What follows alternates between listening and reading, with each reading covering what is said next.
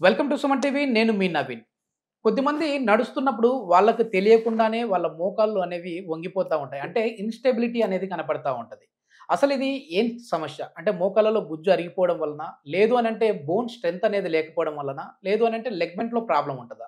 వీటికి ఒకవేళ హోమియోపతిలో ఏమైనా మెడిసిన్స్ ఉన్నాయా? దీని గురించి అడిగి తెలుసుకుందాం. మనతో ఉన్నారు celebrity homeopathy expert doctor Chetan Raju garu. Hi sir, నమస్తే అండి.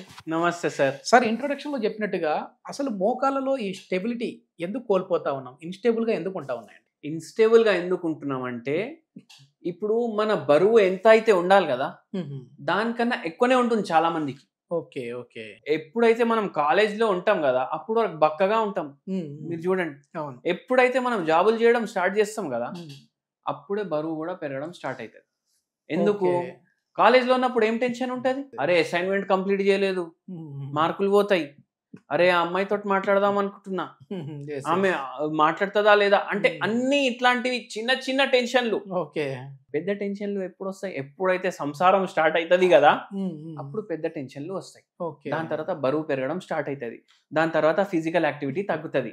దాని తర్వాత బింజ్ ఈటింగ్ పెరుగుతది. ఓకే. ఫుడ్ క్రేవింగ్స్ పెరుగుతాయి. నిద్రలు అప్పుడు డిస్టర్బ్ అయితాయి. ఎందుకు? అరే బాస్ ఏమో టార్గెట్ కంప్లీట్ అవ్వాలి అని చెప్తుండు. కానీ నా టార్గెటే కంప్లీట్ అయితలేదు.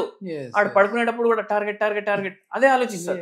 ఏమైతది? నిద్ర లేదు. ఏమైతది? మోకాలు నొప్పులు వస్తాయి తర్వాత. ఓకే. అవునా కాదా? ఏమైతుంది? ఇప్పుడు బయట తింటున్నాం. ఎందుకు? కంట్రోల్ చేసుకోలేకపోతున్నాం ఈటింగ్ హ్యాబిట్స్ ని.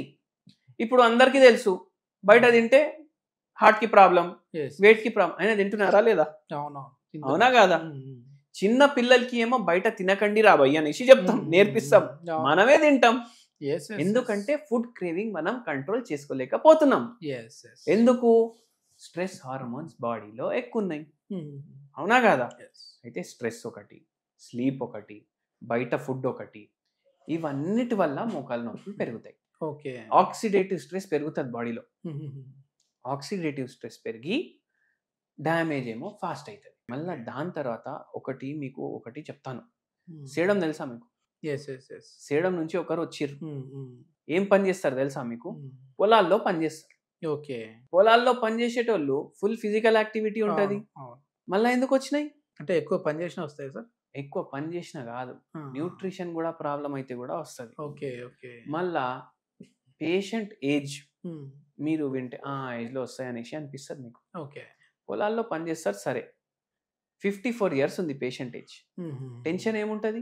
పిల్లల గురించి ఉంటది. పిల్లల గురించి. ఇది 100% కరెక్ట్ అన్నారు.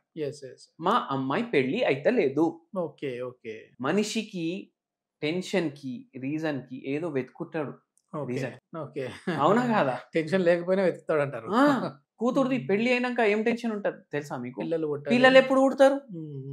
ఒక పేషెంట్ నాకు ఇప్పుడు వరకు గుర్తుంది, నరాల నొప్పితోటి వచ్చిండ్రు. ఓకే. ఏముంది టెన్షన్ అంటే వాళ్ళ మన్మరాలు యుఎస్ వీసా రిజెక్ట్ అయింది. ఓకే. ఎప్పుడు అమెరికా పోతుంది అనేసి టెన్షన్. ఓకే. పంపించాలనేసి. ఓకే. చుట్టాలు అందరూ పోయినరు.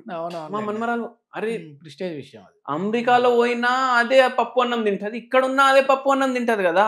ఇంకా టెన్షన్ ఎందుకు? ఆమె సుఖంగా ఉందా లేదా అది చూసుకోండి. అవునా కాదా? మీరు అంటే అనవసరంగా లేని టెన్షన్ గురించి ఆలోచించుకొని కూడా మీరు రోగాలు తెచ్చుకుంటున్నారు. ఓకే. అయితే మళ్ళీ కొందరికి ఏం టెన్షన్? వాళ్ళ పిల్లలు పెళ్లిళ్ళు అయిపోయినాయి, ఇప్పుడేమో డివోర్స్ కేసు నడుస్తుంది. అది కూడా ఒక టెన్షన్ కదా. అయితే ఈ పేషెంట్ కి ఆ టెన్షన్ ఉండే. ఏమైతుండే అంటే నడిచేటప్పుడు ఇట్లా పడిపోతాను ఏమో అనేసి ఒకటి అయింది.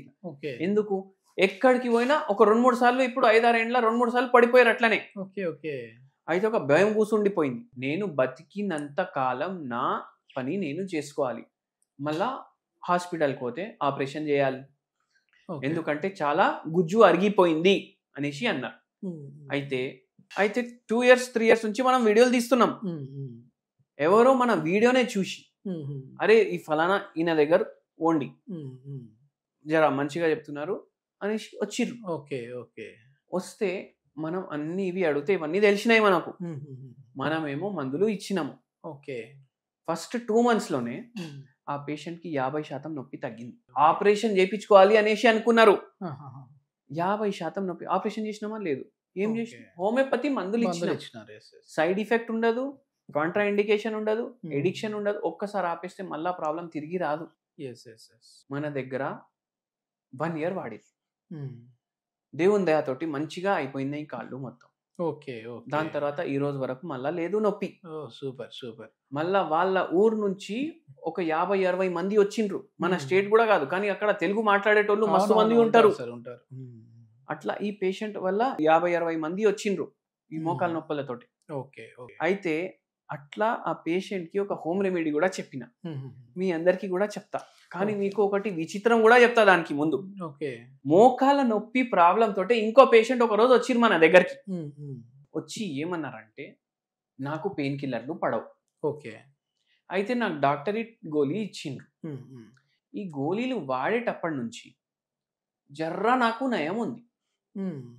ఈ పేషెంట్ ఏడికెళ్ళి వచ్చిర్రంటే జార్ఖండ్ నుంచి వచ్చిండ్రు. ఆ టాబ్లెట్లు చూస్తే ఎవరు ఇచ్చిర్రంటే డాక్టర్ ఇచ్చిండ్రు అన్న. హ్మ్. ఏం గోళీలు తెలుసా మీకు? హ్మ్. Curcumin tablets. ఓకే. ఓకే. ఆ గోళీలు వాడేటప్పటి నుంచి ఈ పేషెంట్ కి జర్రా నయం అనిపిస్తుంది. హుహుహు. ఈ పేషెంట్ కి కూడా మోకాలు నొప్పులు ఉండే. హ్మ్. అయితే ఏంది తెలుసా ఈ కర్క్యూమిన్ అంటే?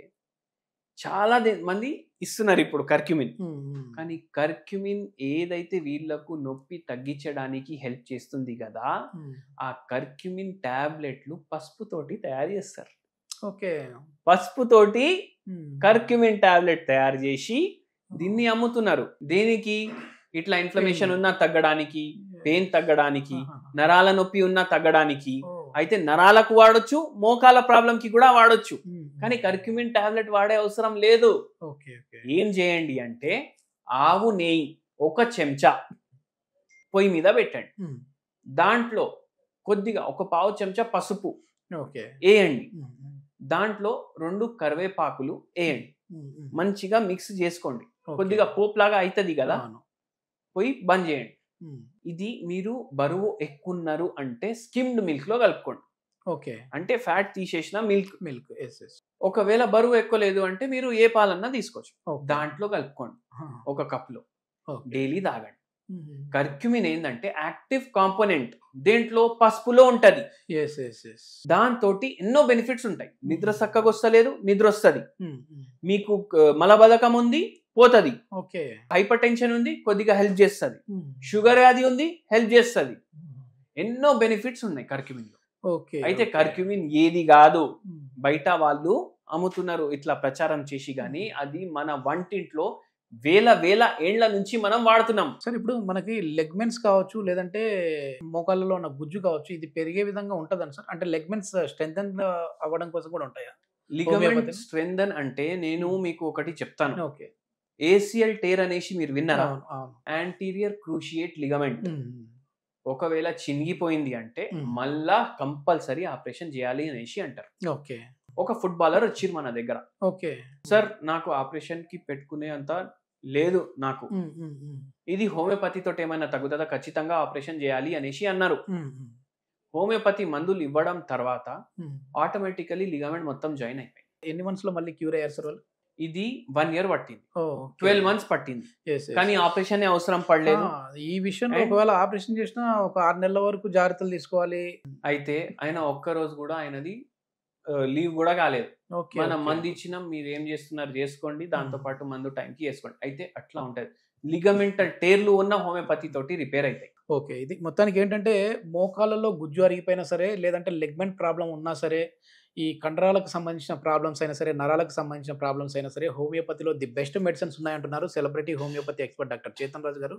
దీనికి సంబంధించి ఫర్దర్ ఇన్ఫర్మేషన్ ఏదైనా కావాలంటే సార్ కాంటాక్ట్ నంబర్ ప్రొవైడ్ చేస్తున్నాం. మీరు నేరుగా వారితో మాట్లాడొచ్చు. Thank you sir. Thank you sir.